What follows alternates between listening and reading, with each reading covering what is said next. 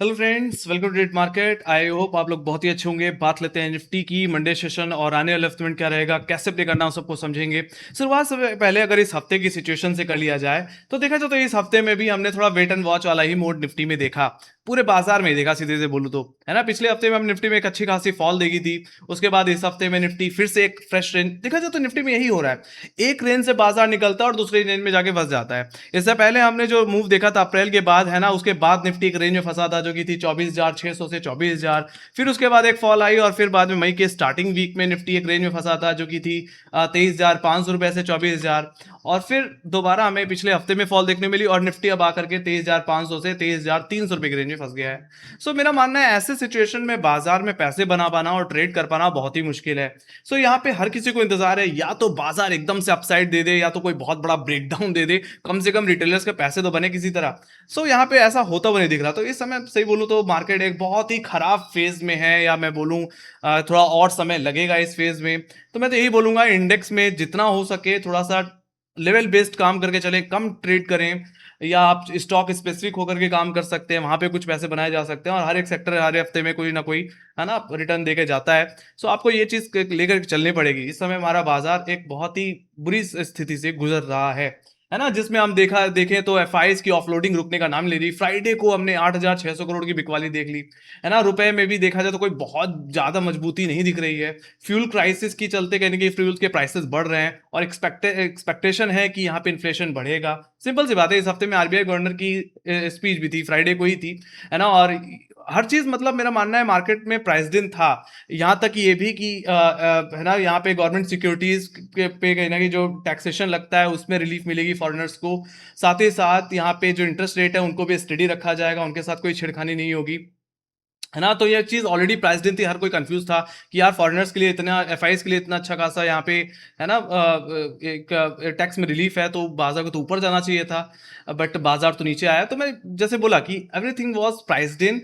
एक चीज थी जो मार्केट देख रहा था, वो था कहीं की इन्फ्लेशन का प्रोजेक्शन, जो कि बढ़ करके आया कितना, 5.1%, है ना, जो कि कहीं मार्केट के लिए निगेटिव। और ये होना भी था क्योंकि इतनी फ्यूल क्राइसिस चल रही है, इन्फ्लेशन बढ़ रहा है, तो यार, है ना, आप समझ सकते हो कि इन्फ्लेशन बढ़ेगा ही, और आप ये एक्सपेक्टेशन नहीं रख सकते कि आपको यहाँ पे इंटरेस्ट रेट कट देखने को मिलेगा।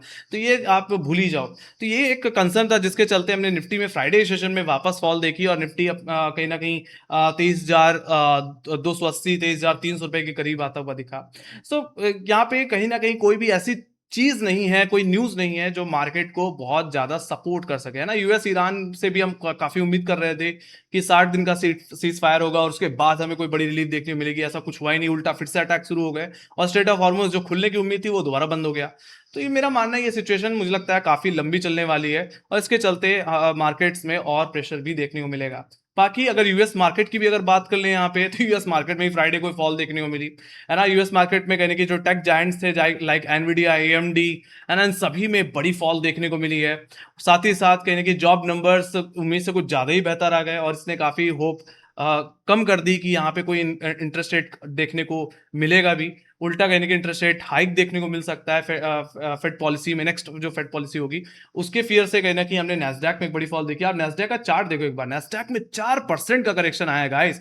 तो आप समझ जाओ कि निफ्टी के साथ मंडे सेशन में क्या होने वाला है। We can expect a gap down on Monday, और वो चीज हमें और जैसे ने पहले ही बोला कि अगर मैं ब्रॉडर लेवल पे अगर आपको निफ्टी में लेके चलूं तो आप समझ पाएंगे कि निफ्टी का जो ओवरऑल ट्रेंड था वो कमजोर ही था। इससे पहले अगर हमने जो फॉल देखी थी, एक लोअर लो लगाया था, उसके बाद हम यहां पे एक लोअर हाई लगाते हुए दिख रहे हैं। और सिंपल सी बात है, अगर निफ्टी आने वाले हफ्ते में गैप डाउन तो होगा, बट आने वाले हफ्ते में 23,000 बहुत ही क्रुशियल सपोर्ट रहने वाला है। अगर ये टूटा, so we can expect another lower low in Nifty 50। जैसे ने बोला, कहीं से भी कोई बहुत बड़ी अपडेट नहीं है जो मार्केट को अब सपोर्ट कर पाए। और निफ्टी में पिछले कुछ हफ्तों में बार बार जो हाई लेवल से हमें रिजेक्शन देखने को मिल रहा है, एक बहुत बड़ा कहने की इंडिकेशन है कि यस, जो ट्रेंड है वो बहुत कमजोर है और गिरावट बड़ी हो सकती है।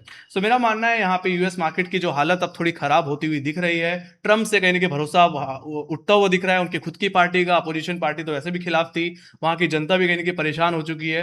फ्यूल के प्राइसेस ऑलरेडी काफी ऊपर आ चुके हैं। तो मेरा मानना है यूएस में और इन्फ्लेशन का भी रिस्क देखने को मिल रहा है। तो यूएस में हो चाहे इंडिया में, हर जगह से सिचुएशन अब बिगड़ती हुई दिख रही है। तो मेरा मानना है व्यू बायस कहीं न कहीं थोड़ा-सा कॉशियस है, बियरिश है और गिरावट बड़ी हो सकती है। मेरा खुद का मानना है कि अगर निफ्टी तेज़ जाके नीचे गया, तो निफ्टी यहाँ से 10 से 15% की करेक्शन दे सकता है। ये चीज़ हमने अपने न्यूज़ रिपोर्ट में भी शेयर की थी, आप हमारी वेबसाइट पे जा सकते हैं। वहाँ पे जो रिसेंट जो अपडेट थी 13 मई को हमने पोस्ट की थी। हमारी ब्रॉडर रिपोर्ट्स हमेशा हमारी वेबसाइट पे ही शेयर होती हैं, आप जाकर के पढ़ना। वहाँ पे भी हम इसी बात को बात कर रहे थे कि इस साल के फर्स्ट हाफ तक अगर ये मामला नहीं खत्म होता या फ्यूल क्राइसिस खत्म नहीं हो जाती, तो मेरा मानना है ये मामला बढ़ेगा और कहीं न कहीं कंडीशन और बदतर होती जाएगी। तो यहाँ पे प्रॉब्लम कहीं न कहीं और बढ़ने के चांसेस हैं, ना कि सुधरने के। तो ये तो आप भूल ही जाओ अभी के लिए।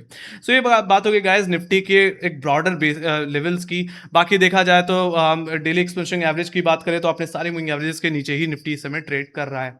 सो मैं सीधे चलूंगा मंडे सेशन के लेवल्स की कि अब मंडे को क्या करना चाहिए। हमें ये तो समझ में आ गई गैप डाउन हो सकता है, तो उसके बेसिस पे अगर हम पहले देखें तो नॉर्मली जो सपोर्ट लाई करता है निफ्टी का वो 23,300 23,250 के लेवल पे लाई करता है, जहां पे अच्छी खासी पुट राइटिंग हमें देखने को मिलती है। बट हमें ये पता है कि गैप डाउन होने वाला है, तो मेरा मानना है ऐसे सिचुएशन में निफ्टी की ओपनिंग कहीं ना कहीं 23,100 रुपए या 23,000 के जोन में हो सकती है। बड़ी गैप डाउन ओपनिंग की एक्सपेक्टेशन में लेके चल रहा हूँ।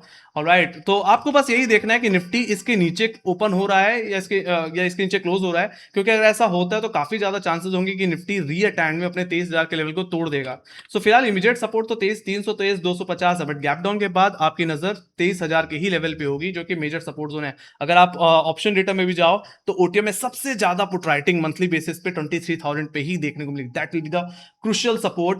और ये अगर टूट जाता है तो मेरा मानना है गिरावट निफ्टी को 22,800 22,500 ये हमारे लिए प्राइमरी टारगेट हो जाएंगे। बाकी मैक्स टू मैक्स हम एक्सपेक्ट कर सकते हैं कि जो हमने अप्रैल में लो देखे थे कहीं कि 22,180 के है ना, या 22,000 का जोन, मेरा मानना है वो भी निफ्टी में देखने को मिल सकता है। ऑलराइट, सो ये बात हो गई गाइस लोअर लेवल्स की। अब जहां तक बात रही तेजी करने वालों की, अभी भी अगर कोई यहां पे बैठा हुआ है ये सोच करके कि यार कॉल ऑप्शन लेके जाते हैं, कल को मंडे को गैप अप होगा, तो उनके बेसिस पे ही मैं बात कर लेता हूं। तो सिंपल सी बात है, flat to gap down opening के चांसेस हैं, खुलते ही आपको निकल जाना है। बट जहां तक बात रही लॉन्ग स्ट्रेटजी की, जिनको तेजी की उम्मीद है, तो मैं तो यही बोलूंगा निफ्टी में शॉर्ट कवरिंग अगर कहीं से आनी है तो निफ्टी को 23,500 और 550 रुपए के लेवल को वापस रिगेन करना पड़ेगा। एटलीस्ट आवरली क्लोजिंग तो चाहिए, है ना। ऐसा होता है तो ही कोई रिकवरी आ सकती है 23,800 या 24,000 के लेवल्स तक।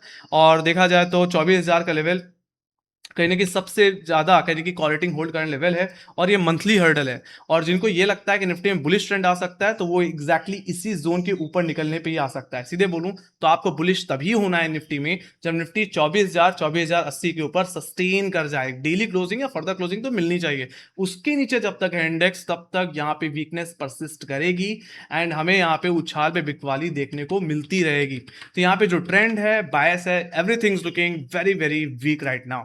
ऑलराइट, तो ये बात हो गई गाइस निफ्टी के लेवल्स की कि मुझे क्या दिख रहा है। ऑलराइट, और सिंपल सी बात है, जैसे बोला गैप डाउन होगा तो मेरा मानना है 23,300 23,250 के नीचे भी सेल ऑन राइज की अपॉर्चुनिटी रहेगी। गैप डाउन होता है तो पहले आप यहाँ पे शॉर्ट कवरिंग का वेट करना। शॉर्ट कवरिंग अगर आती है और 23,250 या 23,300 के लेवल्स पे अगर निफ्टी सरेंडर करता है तो वापस बेचो 23,300 पे एसएल लगा करके, और कहीं ना कहीं इसको प्ले करो 23,000, और उसके बाद जैसे मैंने लोअर लेवल्स आप लोगों को बताए वो आपको करके चलना चाहिए। ऑलराइट, तो इमीडिएट सपोर्ट 23,300 23,250 और उसके बाद 23,000 का लेवल एक क्रूशियल सपोर्ट, जिसके टूटने के चांसेस मैं बहुत ज्यादा लेके अब चल रहा हूं।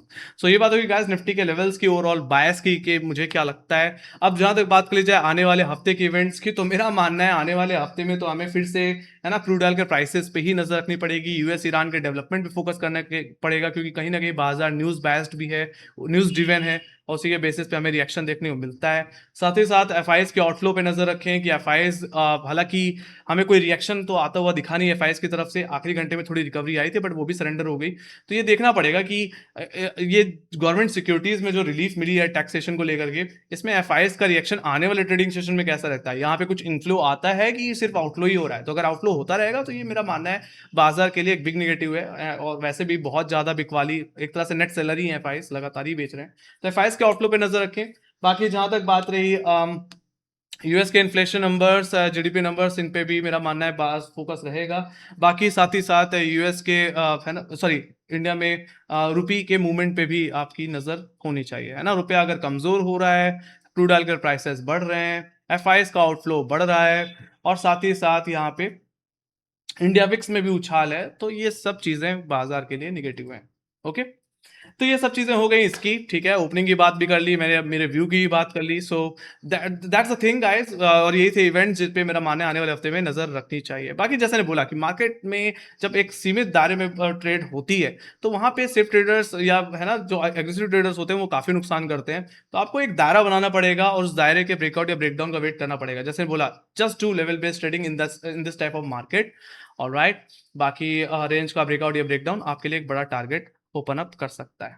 ऑलराइट, तो ये बात हुई गाइस निफ्टी के एनालिसिस की। आई होप आपको ये एनालिसिस पसंद आई हो, तो make sure guys like share subscribe जरूर दबा देना। बाकी कमेंट सेक्शन में जरूर बताइए कि आप कॉल या पुट लेके गए हैं क्या एज अ बीटीएसटी, है ना, वो भी आप लिख के बताइए। बाकी आपको क्या लगता है निफ्टी और बैंक निफ्टी में आने वाले हफ्ते में क्या होगा, क्या एक्सपेक्टेशन है, आपकी एक्सपेक्टेड टारगेट्स क्या है, वो भी आप कमेंट सेक्शन में लिख के जरूर बता सकते हैं। चलो आइए डिस्कस करते हैं कमेंट सेक्शन में। बाकी मार्क्स रिलेटेड जितने अपडेट्स रहते हैं हम सोशल मीडिया हैंडल्स पे शेयर करते हैं, तो लिंक डिस्क्रिप्शन बॉक्स में फॉलो करके हमें जरूर चलें। Thank you very much for watching, bye bye guys, take care guys, love you, bye bye.